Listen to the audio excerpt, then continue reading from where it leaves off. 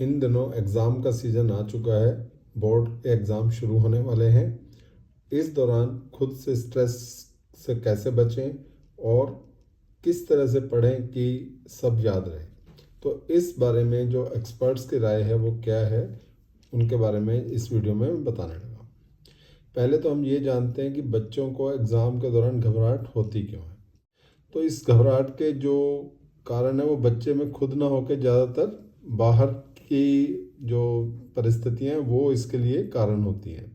जैसे कि पेरेंट्स अपने बच्चों से और टीचर्स अपने स्टूडेंट से कई बार बहुत ज़्यादा अपेक्षा रखते हैं कि वो बच्चा तो टॉप करेगा ही, या ये बच्चा तो इस बार सारे रिकॉर्ड तोड़ देगा। इससे हम कहीं ना कहीं बच्चे में एक अलग तरह का स्ट्रेस पैदा कर देते हैं, एक उसको इस तरह की कंडीशन दे देते हैं कि वो बच्चा थोड़ा प्रेशर में आ जाता है। दूसरा कारण है स्ट्रेस का कि बच्चे का तैयारी में कमी होना।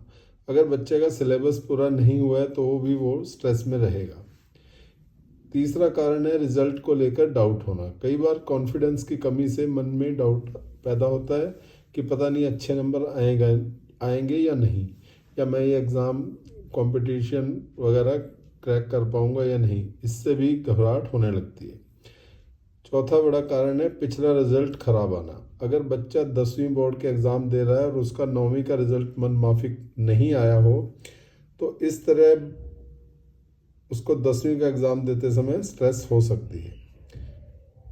इसके अलावा दूसरों से तुलना करना, जो अक्सर माँ बाप बच्चों की तुलना दूसरे बच्चों से करते हैं, वो भी एक स्ट्रेस का कारण रहता है।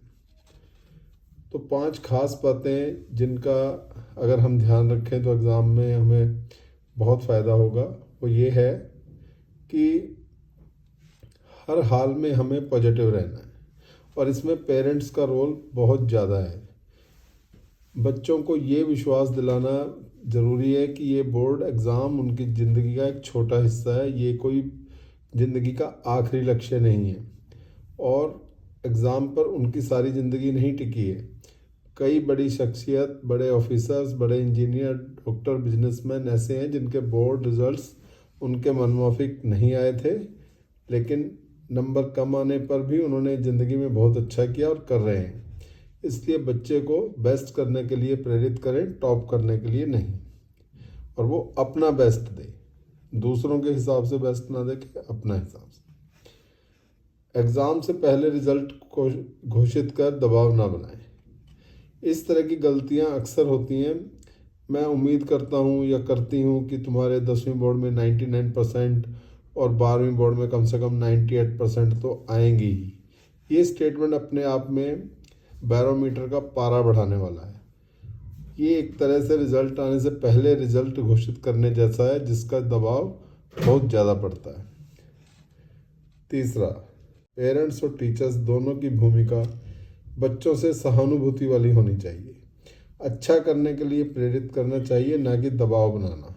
दबाव अक्सर कड़वे शब्दों में बोलकर, दूसरों से तुलना करके या अपने खर्चे का ब्यौरा देकर बनाया जाता है। ये बिल्कुल भी सही नहीं है।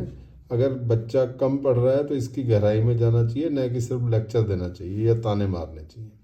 अगर बच्चे को कोई समस्या है तो उससे निकलने के लिए आसान रास्ता बताना चाहिए, ना कि बच्चों में ही कमी गिनाकर उनका मनोबल तोड़ा जाए।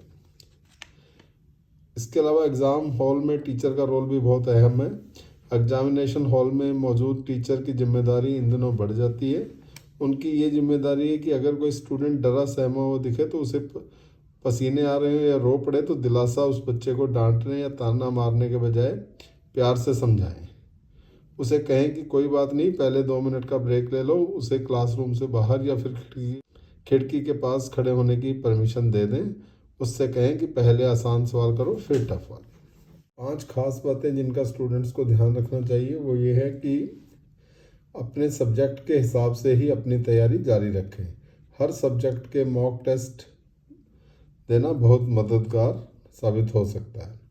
ये ध्यान रहे कि 3 से 3.5 घंटे तक अपनी एनर्जी को बरकरार रखते हुए दिमाग को भी एग्जामिनेशन हॉल में कूल रखना है। इसकी तैयारी भी ज़रूरी है। घर में लगातार मॉक टेस्ट करते रहेंगे तो एग्जामिनेशन हॉल में घबराहट नहीं होगी। जब घबराहट हो तो डीप ब्रीदिंग कर लें।